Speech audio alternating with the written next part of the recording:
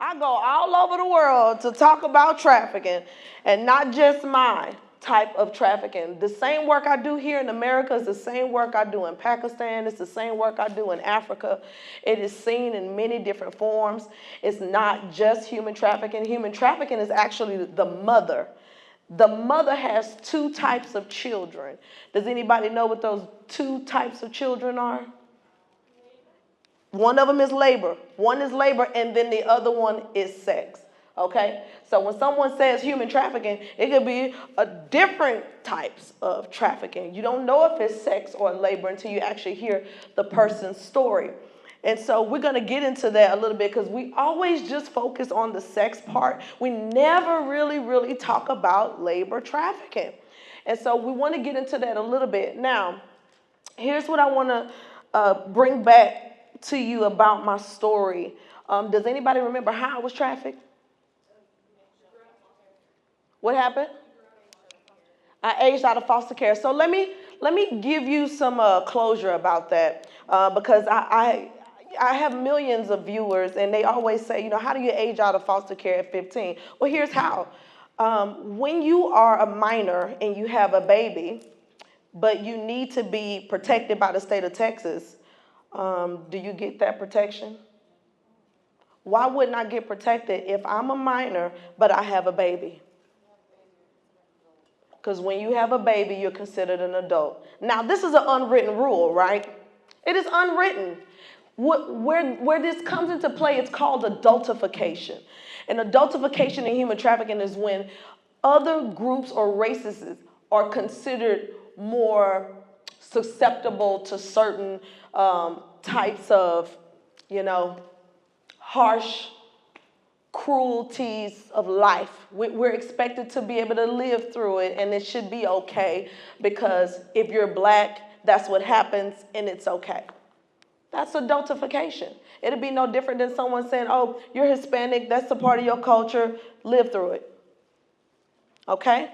And so I was adultified at 15. I had a baby. And so I'm considered an adult, but I'm homeless and I need to be in state care. Now, of course, HPD did that story. It's not a lot you can say in 2 minutes, right? 2 minutes and 20 seconds.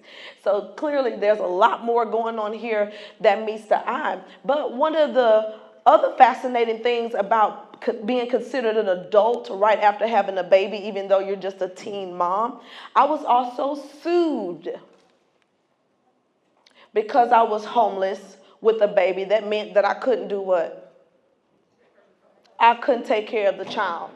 And so I was sued by the state of Texas at 15 years old for not being able to take care of my child, even though I was already homeless. Is this making sense? Okay. Back then, when I was going to school, not now, we didn't have pregnancy high schools. Have anybody heard of the pregnancy high school where you can be pregnant or if you have the baby? Okay. Well, a lot of things have changed since then, but when I was going to school, we did not have that as a resource. So that's how the state got to know who I am, and that's how they get to know who I am today because they wrote it all up for me. Now, a couple of different things. Because I am a child who has a child and I'm treated like an adult and I'm also sued, that means I got to go to court. So who am I in front of? A judge. And now the judge gets to make all these rules about my life, and I don't have an attorney. So the judge gives me 3 requirements. He tells me, listen, if you want your kid, you're going to have to get a GED. You're going to have to get stable housing. You're going to have to get a bank account, put money in it. I don't care where the money comes from, but you have to have fiduciary responsibility if you want to raise your kid. Now, how old am I? Okay. How old you got to be to get a bank account? Okay. Got to be 18. You got to be 18 unless you have a what? Okay. I did not have a parent. My mother was in and out of prison for prostitution. HPD had arrested her many times. We're in college, so I believe this is a safe space where I can say who my mother was. Her name was Kimberly Lynette Booker, but HPD knew her as Strawberry. She was Strawberry, the downtown hoe. That was my mother. And what happens is, what I've learned is HPD and other agencies, they have arrested many prostitutes. But the one thing they don't do is keep up with the prostitutes' children. Hence the reason why human trafficking is generational. Is that making sense? Is that kind of closing in the door on why we see so many generations of people being trafficked? Okay, because everybody wants to know, how does it happen? It's going to happen different ways, and I'm going to get into that explanation. I really just want to give you guys closure about my story and how I got here. So he gives me all of these directives. And believe it or not, I did get my GED. How old do you got to be to get your GED, by the way? Maybe 17, but with what? You still need parents. You still need parents because the education code says you need parents. So here's how it works. Every year there are new laws that are being passed, and you guys are governed by those laws. So if you get in trouble, how do you get arrested? What do the police use to arrest you? They use the law. We know probable cause. But where they get the law from? What is it called? It's a book. Nope. It's called the Penal Code. They use the Penal Code. Use the Penal Code. We want to know how to arrest you, what we can arrest you for, what we can do, how we write it up. Penal Code. But if you want to get divorced from somebody or you want to sue somebody from child support, what do you use? That's not civil. Use the family law. Use the family code. And you in school, so if something goes wrong at school, what you think they use? They use the penal code, the police do, but the school uses the education code. High school education code. Different codes. Have you ever read the education code? You should. You go to school here. It's governing you. So if y'all hadn't read it at 15, did you think I read it? I read it? No. Hell no. That wasn't even on my brain. And so you got all these rules and stuff. Now, the big person that know the rules is the judge. I don't. So he left me with all of these things that I have to do like an adult, but I'm incapable of managing conflict on this level because I am a what? I am a child, but what? I'm a child doing what? Raising a child. Independent with the dependent. Independent with the dependent. Cool thing is, once you become an independent, you can actually fill out your financial aid without your parents. That's about the only thing you can do once you become independent. If you have a baby before 18, you can do financial aid without your parents' information because you are now the parent. But everything else was a barrier for me. So tell me some things you think I needed to raise a kid. What did I need? Food, water, shelter, milk, clothing, diapers, toys, parental guidance. Who raised me? Foster care, believe it or not, I have been in and out of court since I was 11 years old. I actually went into foster care as a victim child. Okay, when I got out of foster care at 14, I was left with my grandmother. Now, it's family code, it's called PMC, Permanent Managing Conservatorship. That means that my grandmother was my only parent. I never met my father, and my mother was where? In jail, in prison. So the only person that had rights over me was my grandmother. 9 months after leaving foster care, my grandmother died. So now who got rights over me? No one. So this is how I was aged out of foster care. Did all of that just make sense? Are we clear on what happened to me? All right. Are we clear about those 3 requirements that the judge gave me? Okay. Any of those requirements. Can you get a full-time job at 15? No. Okay, what about livable wage? Okay, I just wanted to make sure. So then I have a friend who comes up with an idea. Hey, I can help you fix your problem. I'm going to loan you my ID because she's 18. You're going to work at a strip club, and I'm going to work at a different strip club, but you're just going to waitress. That's it.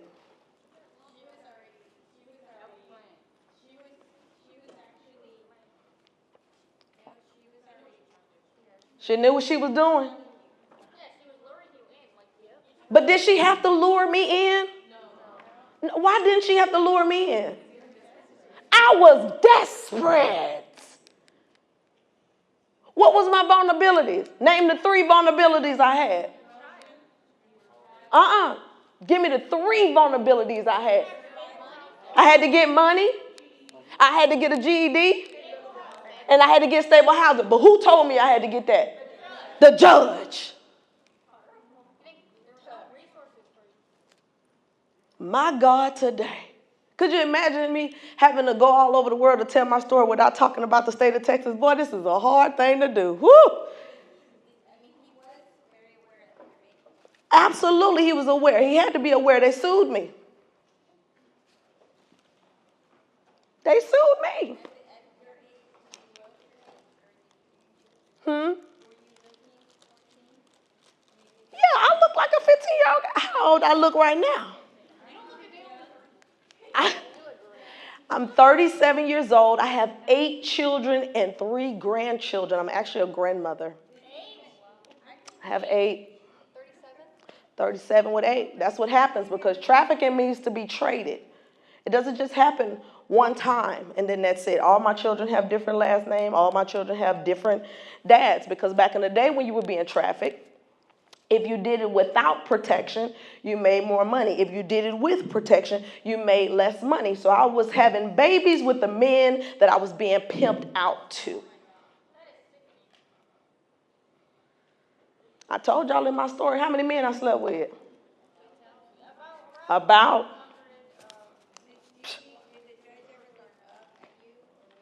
Of course, we'll get to that. We're gonna give the college explanation. Yes, ma'am. But did you ever think about abortion when it came to having babies with these men? She said, did I think about abortion? Absolutely not. Absolutely. I never thought about abortion. I'm actually glad I didn't abort any of my children because had I aborted my children, no one would never know who I am. They would have thought I was lying. I would have, everywhere I went, I would have had to show my abortion documents just to show people about the different people I had been with or who I had been with and things like that. So, and my traffickers would not be known.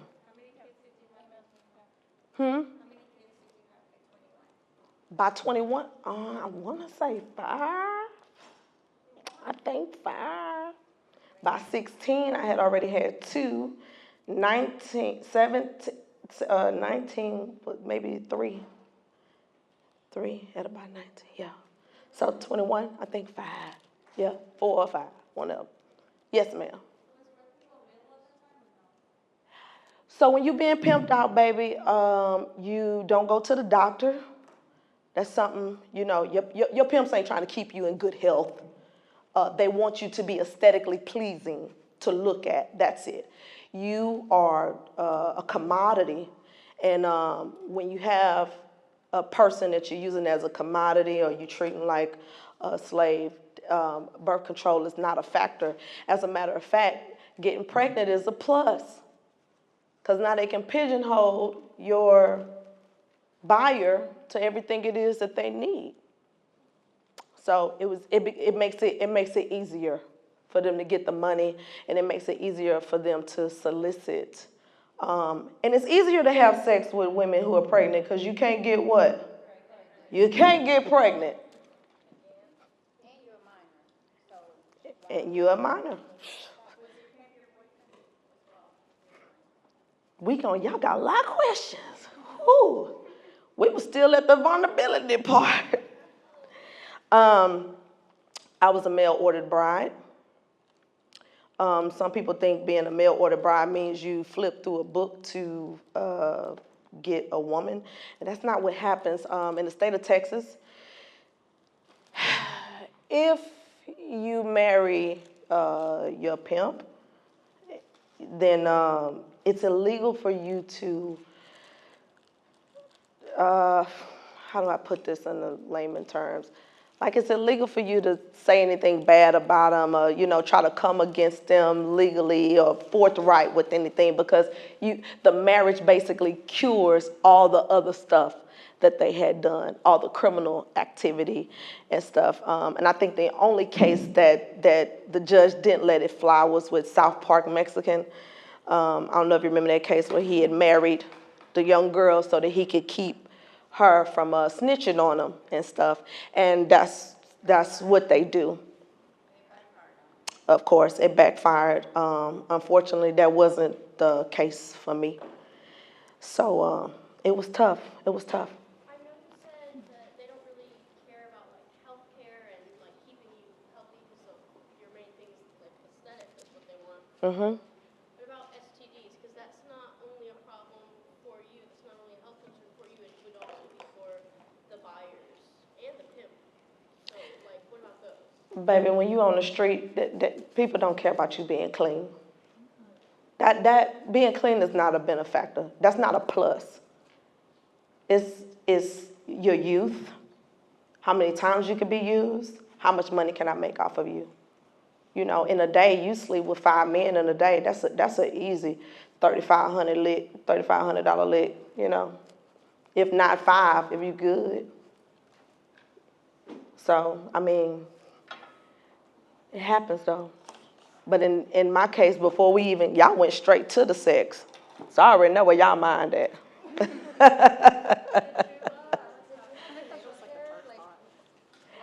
I love y'all questions. Listen, it is trafficking.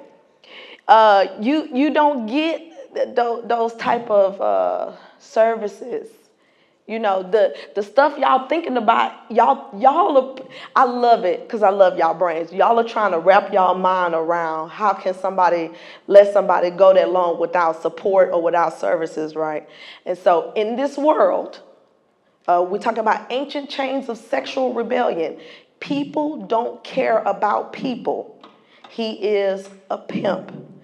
You're only there to benefit him. He is the only benefactor in this pimp relationship. He's the only one. Nobody cares. They don't care if you dead or alive. Funny thing is, I was trafficked right here in Kingwood. My pimp's parents stayed less than 10 miles away from Kingwood. I actually came here to get my GED.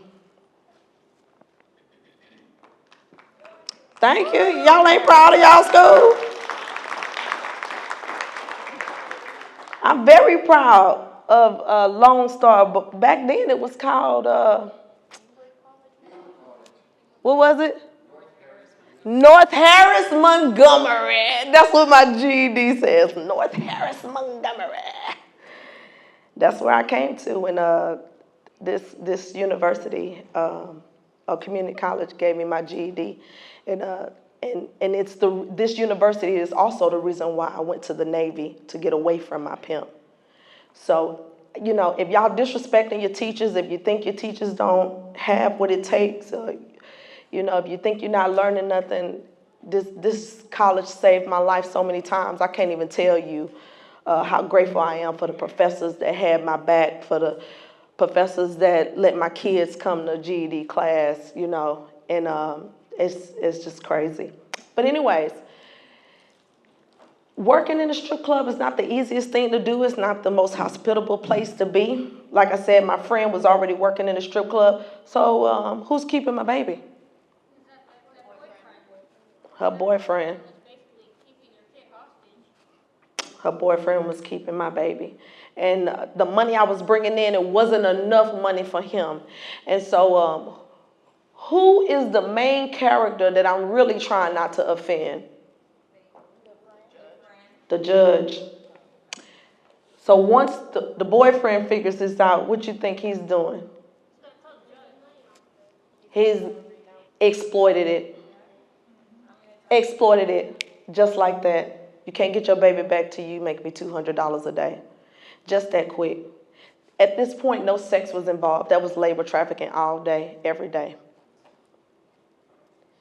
All day, every day. So the way I describe it, human trafficking is the buyer, the seller, the slave. Can y'all repeat that with me? The buyer, the seller, the slave. Say it with me. The buyer, the seller, the slave.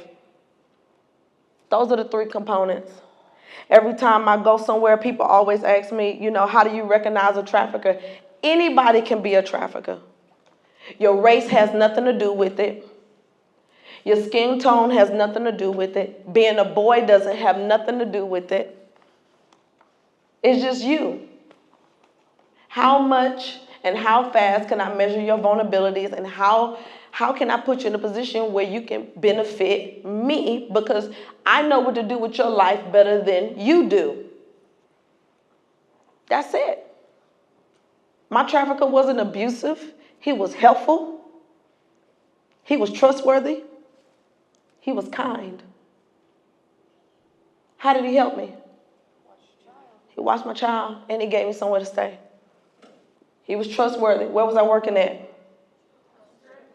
Was I a minor? Was that illegal? Extremely kind. What you gonna eat today? What you need? How you doing? Let me help you. Just like that. He didn't beat me. He didn't put his hands on me, but he exploited me. The grooming process is always one of the most difficult processes to explain, because you don't always first recognize it. I didn't realize I was being trafficked. I didn't realize I was being set up, because the originator of this problem was the judge, who could have very well put me in a position where I didn't have to be exposed to any of that. Well, the first place would have been with a better service in the first place, where if you're in foster care and you have a child, they have some programs to help you out. Absolutely. That's where it starts. Absolutely. Absolutely. And I wish that was my story, but that, I wish we had those services. They call them CWAP kids, children without placement is what they call them today. They need even better for children who age out because they're 18. Absolutely. Absolutely. Because they are the most vulnerable. And you guys are vulnerable too, as well. It's always so easy. I've seen it time and time again, where people hook up with people, their friends, and one of your friends is a stripper and you're not a stripper, and all it takes is girl, I just made $1,500 last night, but you need $1,400 to pay your books. Girl, it's easy. Y'all just having a conversation. Well, if it's that easy, well then, how many times you doing it? Girl, I do it 4 nights a week. It's easy. It's quick.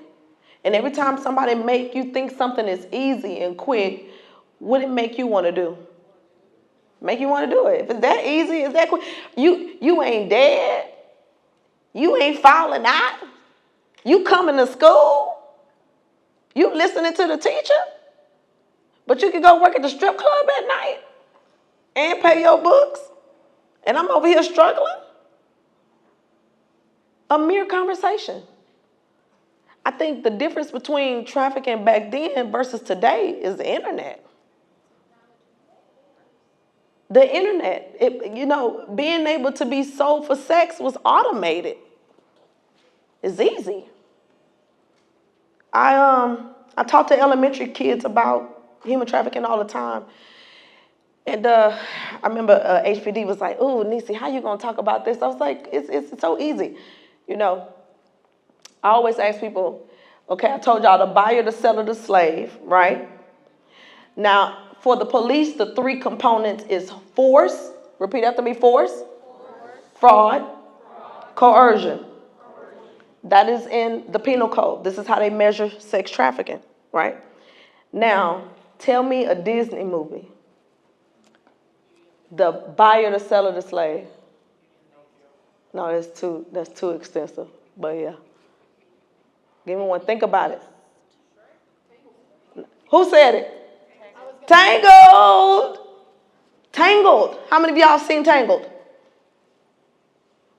All right, let's go through it. Buyer, seller, slave. Okay, not yet.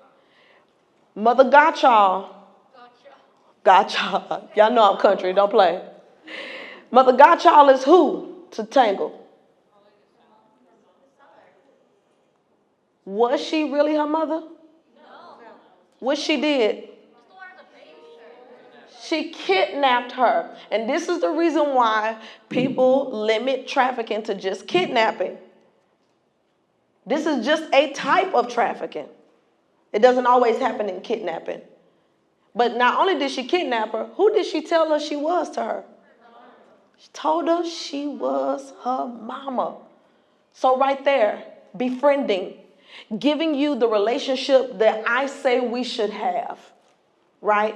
And then making you have a mentality like, you can't break loyalty with me. It's called barrier testing and erosion, right? It's when I reel you in and pull you close to me, because this is the barrier that I build. This is the loyalty barrier that we build with each other. But then the erosion comes in is when you break the loyalty. And typically when people break loyalty, it make you do what? It don't make you leave. Y'all young. It make you want to be more loyal. Because when you break loyalty, when you're young with somebody that you love, you think that if you do life right through your life, you're going to teach them how to do life right. Barrier testing and erosion. Okay? And this is going to be the last one. Let's make this last point. Yes, ma'am. Y'all got class, so I got to hurry up. So Mother Gutchild, she kidnapped her. She lied and told her that she was the mama. And then what else happens? She locked her away in the tower. She could not go anywhere. She even said, Rapunzel, you cannot leave this tower when? Ever. You can't never go. She gave her books. She gave her food. She even brought her food. She made her real comfortable. But what did she exploit from Rapunzel? Her hair. And it was her innocence, but it was her hair. Did she use sex? No. She used fear to go outside, and she used her hair to make her beautiful. That is human trafficking, but what type of trafficking? Labor trafficking. You see how fast that happened? You think Disney knew they was writing a movie about labor trafficking? Absolutely, they knew they was writing a movie about labor trafficking. The problem is they make everything look pretty because we, since the beginning of time, have been looking for evil to have a face. That's why there was a snake in a garden and not a person, because we don't know what evil looks like. We need evil to have a face. You understand me? Y'all got to go to class, so I'm going to leave you with this because I love y'all. I'm going to tell y'all what I tell my children. They grown. They all doing great, great things in the community. But I'm going to tell you this. It's big because it's bigger than trafficking, but I want to leave you with this. You are born looking like your mother and your father, but you're going to die looking like your decisions. And I want you to decide how you spend your digital print on the internet. I want you to decide how you're going to respond to people when you're texting them. I want you to decide about how you're not leaving your body parts through the email, the Gmail, the Yahoo Mail, the AOL. I want you to decide today that you're not going to do it. You hear me? I want you to make a decision about only talking to people that you have physically met, unless you're introduced by another person who actually knows that person and you trust that person. You understand? I want you to be careful about who you decide to get in a car with. I want you to be careful about what you think is fun when you're leaving with your homegirl. I want you to be decisive about who you spend the night with. All of these things are the warning signs. So don't say I didn't tell you what the warning sign was. Because who can be a trafficker? Anybody. What they look like? Okay, and what are traffickers? I told you they three things. They're helpful. They're trustworthy. They're kind. What is trafficking? The buyer, the seller, the slave. That's my story, y'all. I'm Dr. Nissi Hamilton. I love y'all. Hope y'all learned a lot.